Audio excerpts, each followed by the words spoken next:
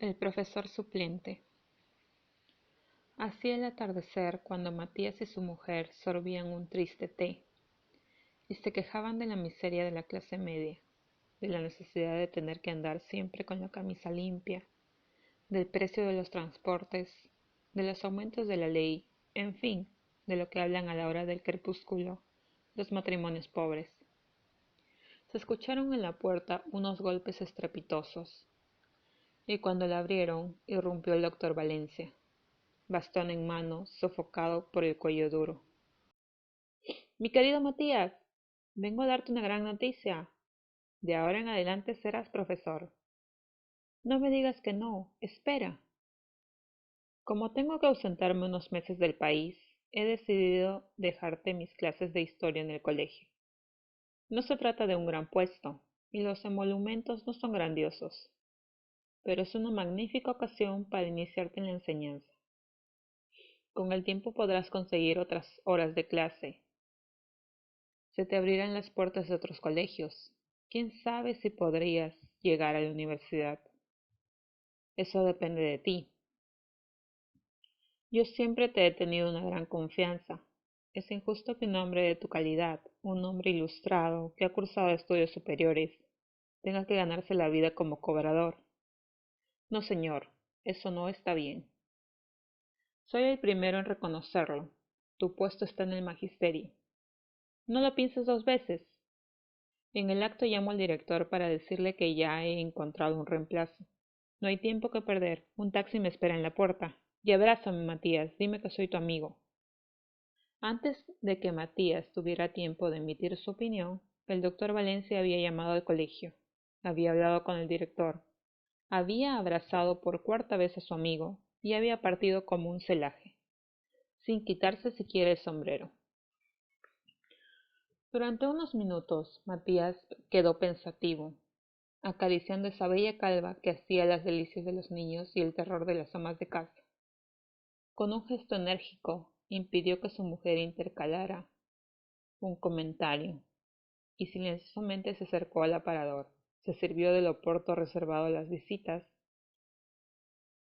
y lo paladeó sin prisa, luego de haberlo observado contra luz de la farola. Todo esto no me sorprende, dijo al fin. Un hombre de mi calidad no podía quedar sepultado en el olvido. Después de la cena se encerró en el comedor, se hizo llevar una cafetera, desempolvó sus viejos textos de estudio y ordenó a su mujer que nadie lo interrumpiera, ni siquiera Baltasar y Luciano, sus colegas del trabajo, con quienes acostumbraba a reunirse por las noches para jugar a las cartas y hacer chistes procaces contra sus patrones de la oficina. A las 10 de la mañana Matías abandonaba su departamento. La lección inaugural bien aprendida, rechazando con un poco de impaciencia la solicitud de su mujer, quien lo seguía por el corredor de la quinta, quitándole las últimas pelucillas de su terno de ceremonia. No te olvides de poner la tarjeta en la puerta, recomendó Matías, antes de partir. Que se lea bien. Matías Palomino, profesor de historia. En el camino se entretuvo repasando mentalmente los párrafos de su lección. Durante la noche anterior no había podido evitar un temblorcito de gozo cuando para designar a Luis XVI había descubierto el epíteto de Hidra. Según el mito de Heracles, era una serpiente monstruosa, de aliento mortal, que habitaba en las zonas pantanosas de Lerma, en Argólida. El epíteto pertenecía al siglo XIX y había caído un poco en desuso, pero Matías, por su porte y sus lecturas, seguía perteneciendo al siglo XIX, y su inteligencia, por donde se la mirara, era una inteligencia en desuso. ¿Cómo no pensar en una autolesión irónica de parte de quien ha sido llamado el mejor novelista peruano del siglo XIX? Desde hacía 12 años, cuando por 2 veces consecutivas fue aplazado en el examen de bachillerato, no había vuelto a hojear un solo libro de estudios, ni a someterse una sola cogitación al apetito un poco languito de su espíritu. Él siempre achacó sus fracasos académicos a la malevolencia del jurado, y a esa especie de amnesia repentina que lo asaltaba sin remisión cada vez que tenía que poner en evidencia sus conocimientos. Pero si no había podido optar al título de abogado, había elegido la prosa y el corbatín del notario, si no por ciencia, al menos por apariencia.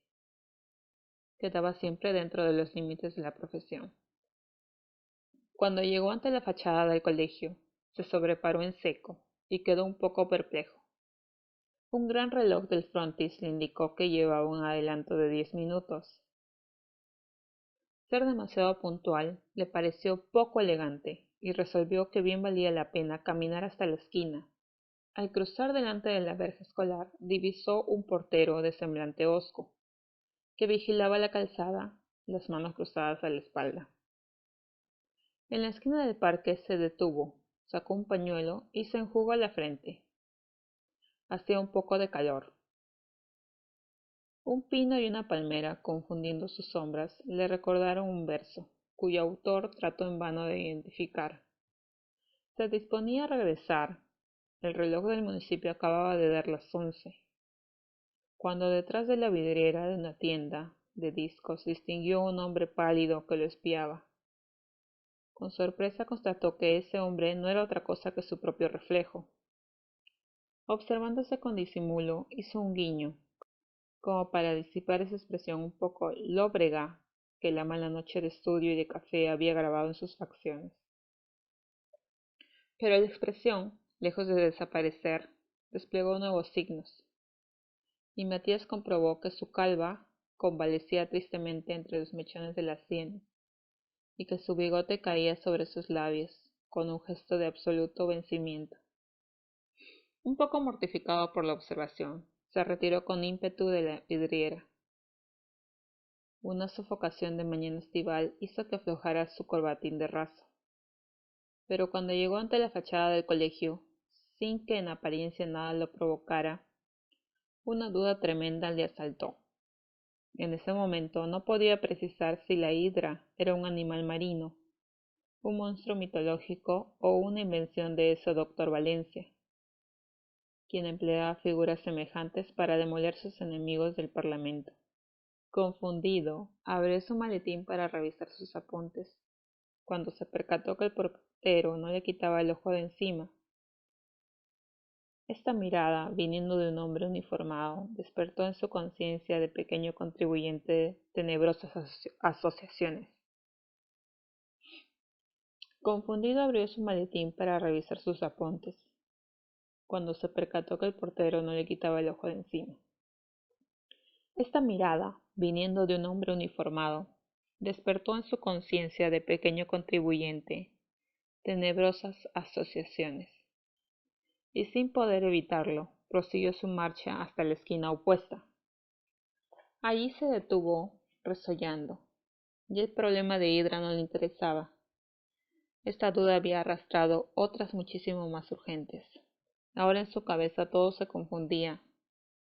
Hacía de Colbert, Jean-Baptiste Colbert, estadista francés, ministro de Luis XIV, un ministro inglés, la joroba de Marat, la colocaba sobre los hombros de Robespierre y por un artificio de su imaginación los finos alejandrinos de Chenier. André de Chenier, poeta francés, heredero del clasismo, por su admiración hacia Grecia y su culto por la forma, es considerado como precursor del Parnaso. Participó en la defensa de Luis XVI y fue guillotinado 2 días antes de la caída de Robespierre. Iban a parar a los labios del verdugo, Sansón. Aterrado por tal deslizamiento de ideas, giró los ojos locamente en busca de una pulpería. Una sed impostergable lo abrazaba. Durante un cuarto de hora recorrió inútilmente las calles adyacentes. En ese barrio residencial solo se encontraban salones de peinado. Luego de infinitas vueltas se dio de bruces con la tienda de discos, y su imagen volvió a surgir del fondo de la vidriera. Esta vez Matías lo examinó. Alrededor de los ojos habían aparecido 2 anillos negros, que describían sutilmente un círculo que no podía ser otro que el círculo del terror. Desconcertado se volvió y quedó contemplando el panorama del parque. El corazón le cabeceaba como un pájaro enjaulado. A pesar de que las agujas del reloj continuaban girando, Matías se mantuvo rígido, testarudamente ocupado en cosas insignificantes, como en contar las ramas de un árbol y luego en descifrar las letras de un aviso comercial perdido en el follaje. Un campanazo parroquial lo hizo volver en sí. Matías se dio cuenta de que aún estaba en la hora, echando mano a todas sus virtudes, incluso a aquellas virtudes equívocas como la terquedad. Logró componer algo que podría ser una convicción, y ofuscado por tanto tiempo perdido, se lanzó al colegio. Con el movimiento aumentó el coraje. Al divisar la verja, asumió el aire profundo y, atareado de un hombre de negocios, se disponía a cruzarla cuando al levantar la vista distinguió al lado del portero a un cónclave de hombres canosos y ensotanados que le espiaban inquietos. Esta inesperada composición, que le recordó a los jurados de su infancia, fue suficiente para desatar una profusión de reflejos de defensa, y virando con rapidez escapó hacia la avenida. A los 20 pasos se dio cuenta de que alguien lo seguía. Una voz sonaba a sus espaldas. Era el portero. Por favor, decía. ¿No es usted el señor Palomino, el nuevo profesor de historia? Los hermanos lo estaban esperando. Matías se volvió rojo de ira. Yo soy cobrador, contestó brutalmente, como si hubiera sido víctima de alguna vergonzosa confusión. El portero le pidió excusas y se retiró.